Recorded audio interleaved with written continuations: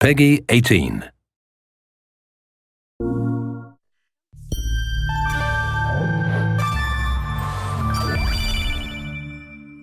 Hi, my name is Colin Graham, and I'm the animation director on Watch Dogs 2. Today we want to give you a look at our free-roaming demo and give you a more detailed look at the open world and the Bay Area. This video is recorded from an alpha build of Watch Dogs 2 running on PS4. In Watch Dogs 2, we've expanded our hacking tools to give the players more options. By tapping and releasing the L1 shoulder button, we can do a contextual quick hack on this person. If we want more hacking options, we simply hold the L1 button while focusing on our target. Now we can see that there's 4 contextual hacks available on this car. Using the L1 button in 2 different ways allows the players to have fast access to the most common hacks, but it also opens up additional contextual hacks. This gives the player more hacking options than before. We've also added a NetHack view to the hacking toolkit, which allows you to toggle a digital filter to see the world like a hacker. We can easily pick out hacking opportunities and also pick out strange digital signals and data anomalies that are of interest to us. The orange signal indicates that there's a person whose digital profile has interesting properties for us to investigate. So let's take a closer look. When we're exploring the world, NetHack is a very useful tool to help us identify people or items of interest. It's a really good idea when you explore the open world to use your NetHack and look around, because you never know what you'll find. We can hack into his phone and read his text messages to get a clue about what's happening.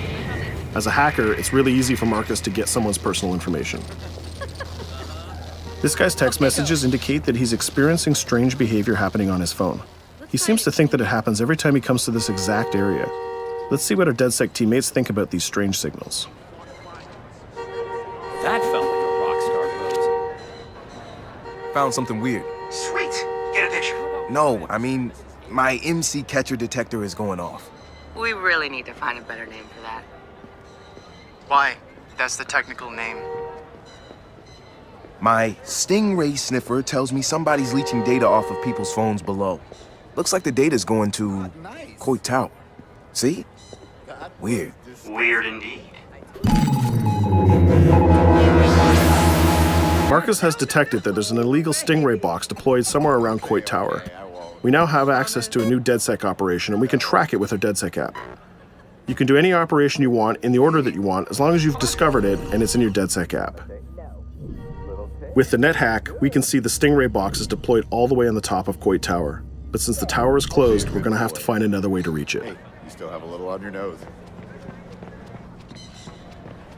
In Watch Dogs 2, Marcus has some custom-built toys to play with, so we can just deploy our quadcopter and fly it to the top. Coit Tower is an iconic landmark known for its great view. From here, you can see the whole city is accessible. You can visit landmarks like Sutro Tower, you can explore Golden Gate Park, or take a drive across the bridge to Marin. You can sail the bay on a sailboat, or you can visit Alcatraz, or maybe take a selfie with the sea lions on Pier 39. You can also travel across the Bay Bridge to Oakland, or take the freeway south to Silicon Valley. You can also take your time and explore San Francisco's diverse neighborhoods like Chinatown, Castro, or even the Tenderloin. With the drone, we can easily hack into the Stingray box and track its source. This one is operated by Greystrom, who are illegally installing these boxes all across the city. The open world is full of opportunities like this DedSec operation. All you have to do is explore the environment using NetHack and the Profiler to find them all.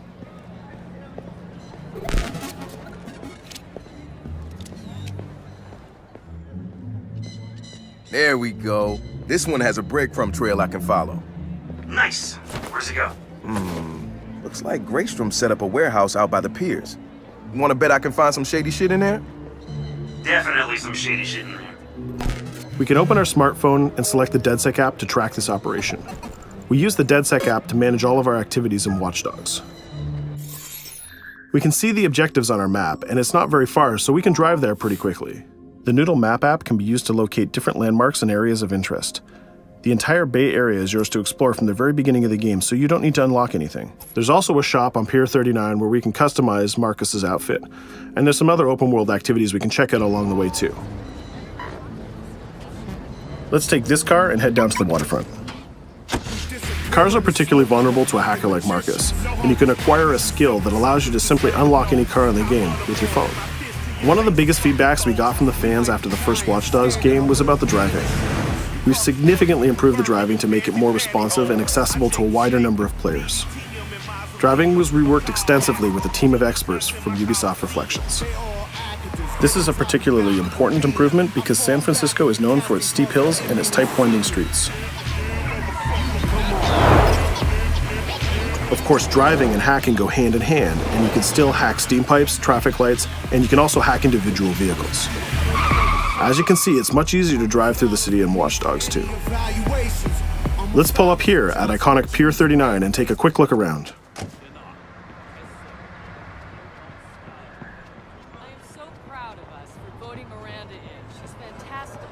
Up ahead is a clothing store, so let's go give Marcus a new look. Each clothing store has the style of the people who live in that area, so as you travel around the world, you can start to build a wardrobe that's as diverse as San Francisco itself.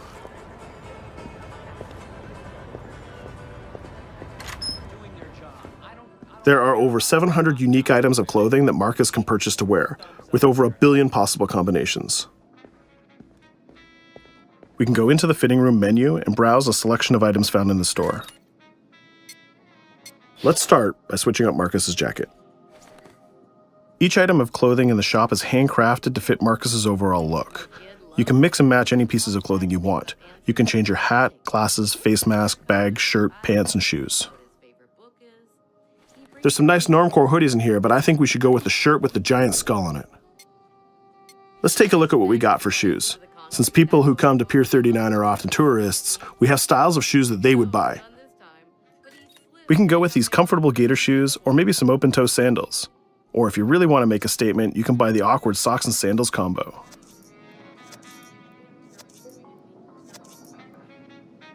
In the end, though, I think we should go with Stars and Stripes Chucks. We could really stay here all day trying on clothes, and each store has a wide variety of clothing options so you can really make Marcus look the way you want. From biker leather to hip-hop, from pinstripe suits to tie-dye tank tops, you can really craft the look that's unique to you. In Watch Dogs 2, you manage your activities from your smartphone. There's an app shop, a media player, the DedSec app, and a research app that allows you to develop new skills. Let's take a look in the app shop to find the ScoutX app. San Francisco is full of iconic landmarks, so as you explore the world, you'll find new ScoutX objectives in the app. Once we've installed it, we can find nearby landmarks and go check them out. When you visit San Francisco, there's so many great landmarks to visit. The ScoutX app will be like your tour guide in Watch Dogs 2. We're right near the crab statue on Pier 39, so let's go to that one right now.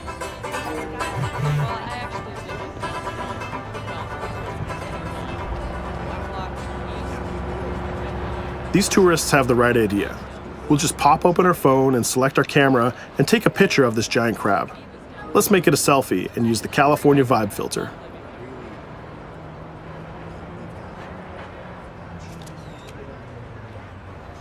What's that?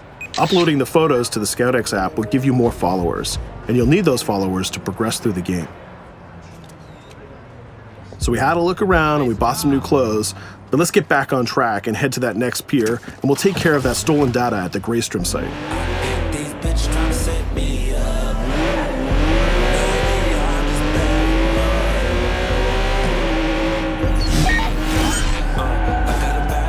We can see the objective marker in our minimap, and it's also displayed in orange at the end of the pier.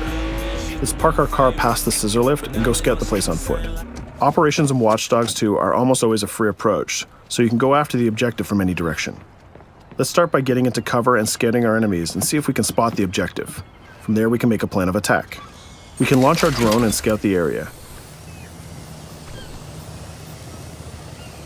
We can use our NetHack view to see that there are guards patrolling the rooftop, and the objective is in a small office.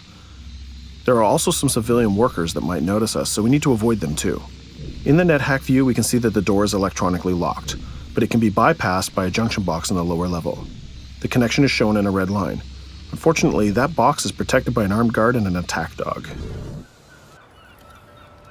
So we'll probably have trouble if we try to sneak past the dog in person, but luckily Marcus has another toy, which is the RC jumper. This little guy is small and much harder for enemies to detect. The RC jumper is another DedSec gadget that gives Marcus a different way to approach obstacles in the layout. The RC jumper has this cool little robotic arm that's been hacked into the body. This allows him to physically interact with objects and allows Marcus to stay safely hidden. Now the junction box is unlocked and we can open the door upstairs. We can hack that scissor lift that we passed on the way in and reach the rooftop.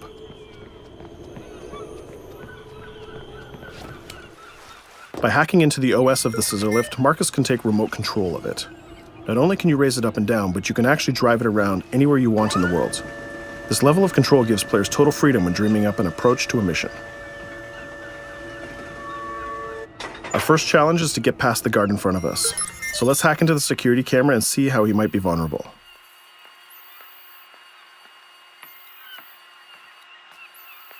There's an industrial air conditioner unit that we can hack. We can set it to explode when the guard comes close, and we can hack it to attract the guard with a strange noise. The guard will go investigate the noise and walk straight into the trap we set. Shit. Does anyone know first aid?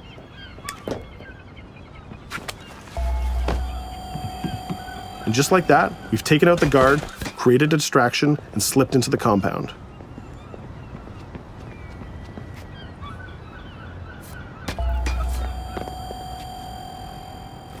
A more direct way to neutralize a guard is to use the non-lethal stun gun. Marcus has an array of non-lethal tools and techniques, and you can complete the entire game without actually killing a single enemy. Since we already unlocked this door with our RC jumper, we can just quick hack it to open it. Now we're in the room, we just need to install one of our custom DedSec boxes into this Bloom terminal, and we've completed our final objective. All that's left to do now is escape undetected. Each operation we undertake will give us more followers. And more followers will allow you to take on even bigger operations. So let's get off this pier and explore a little bit more.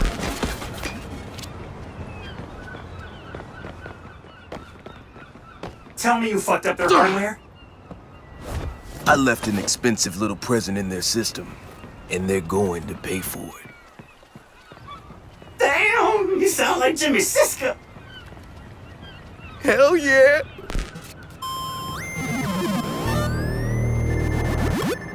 Up ahead, we'll notice there's another player hanging about.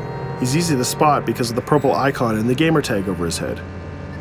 In Watch Dogs, your game session can be seamlessly merged, and you will often encounter other players exploring the world just like you. This guy looks really friendly. We have an opportunity to join up and form a co-op party, so let's send him an invite.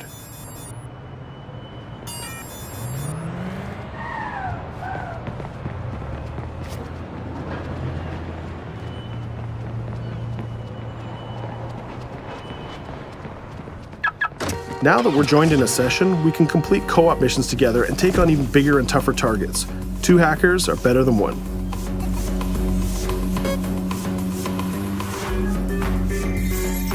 We're going to head across the bay to Prescott, which is in North Oakland, to infiltrate a gang lair. We can get there by driving across the Bay Bridge together.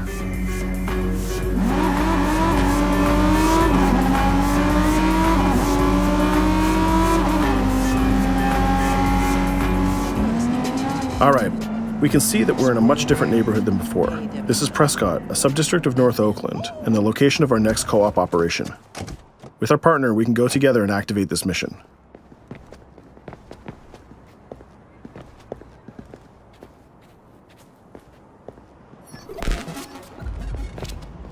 Marcus, we have operations popping up everywhere. Some of them are 2 hacker jobs. Where you need me? Sending you the coordinates.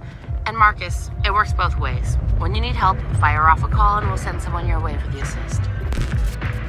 This area is a free approach, so we can tackle it any style we want. Since we're now 2 hackers working together, we'll cover our partner from the sky and help him out with some well-timed hacks. We can distract this guard by hacking his phone, and our friend will take him down very stealthily.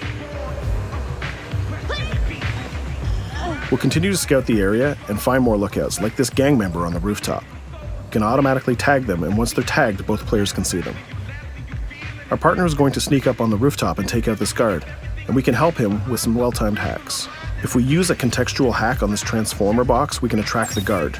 Our partner has an easy shot with his stun gun from that distance.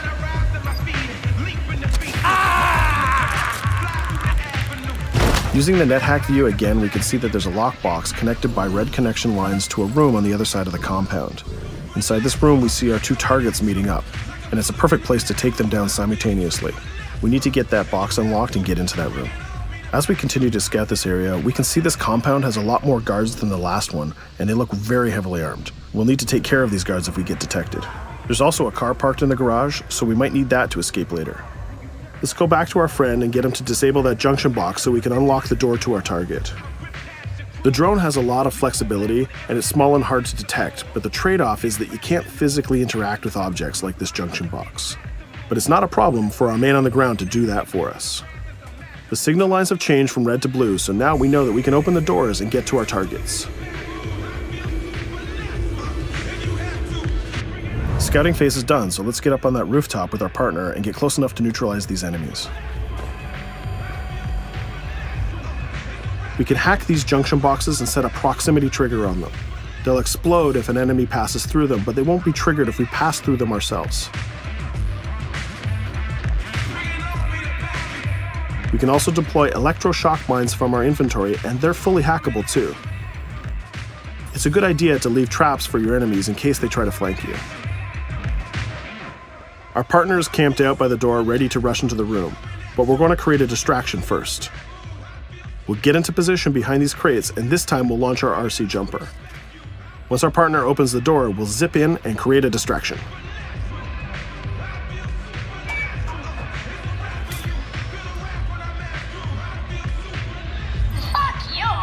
Our jumper has another feature too. It can launch foul-mouthed taunts and make people angry. Now's our chance. The gang leaders are distracted, so let's rush the room. This guy was pretty tough, but getting a thunderbolt to the face will ruin his day. Now we have his cell phone and all the evidence that we need. We just need to plan a way out of here. We can switch back to our quadcopter, which is hovering where we left it, and take a look at what's going on from the sky. We can see one of the guards is rushing up the stairs to help his boss, but our partner has that door covered with his DedSec rifle. There's another guard on the ground level who's alerted to our gunfire, so let's use a contextual hack on him. We've changed his profile to make a rival gang think that he's a police informant. The rival gang will come to this compound and take care of him for us. Things are heating up, so we're going to have to improvise a little bit. We can hack the car in the garage and reverse it away from the enemies so we can use it for our getaway. The rival gang just arrived and they've engaged in a gang war with the remaining guards. These guys aren't messing about, they're armed with grenades and body armor. We'll take some higher ground and use our DedSec 3D printed assault rifle to take them on. They're here somewhere. Find them. He lost us. A call. We better leave it. There's still one guard left, so we can hack his headset, which leaves him vulnerable to a takedown.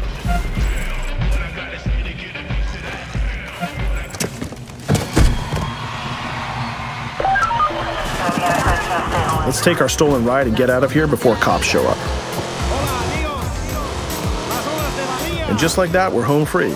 We took down both gang leaders, we got the evidence we needed, and we triggered a gang war, and we escaped without getting killed. That's teamwork. 2 hackers and 1 successful DedSec operation. Let's take a minute to talk about a brand new multiplayer PvP event called Online Bounty. When the player commits a crime, the police will respond and pursue the player until he can escape from the police. We call that the felony system. While you're in the felony, a bounty event can occur. A bounty event allows up to 3 other online players to join the pursuit and try to kill the player for as long as the felony lasts.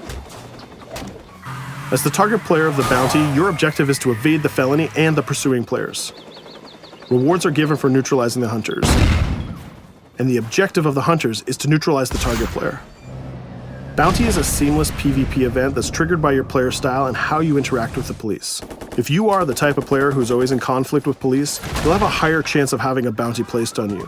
But if you can neutralize the hunters, you'll get additional rewards.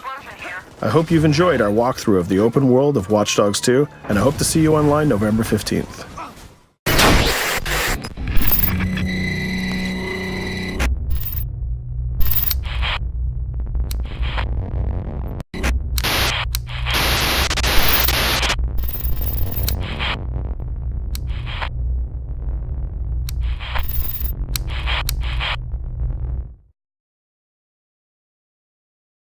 For the players.